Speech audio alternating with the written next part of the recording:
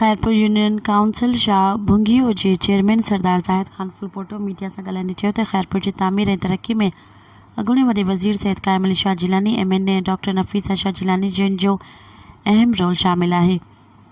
हुनजो त क़ाइम अली शाह जिलानी खैरपुर के तालीम जो शहर बणाए नौजवान नस्ल जो मुस्तक़बिल रोशन ऐं महफ़ूज़ बणायो आहे।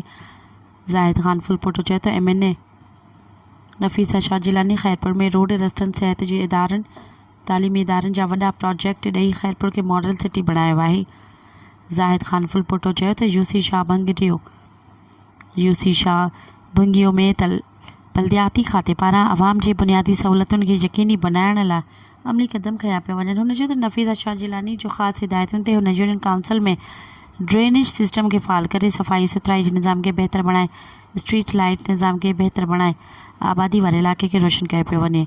हुनजो त पीपल्स पार्टी अवामी पार्टी आहे जंहिंजो मक़सदु अवाम जी ख़िदमत करणु आहे।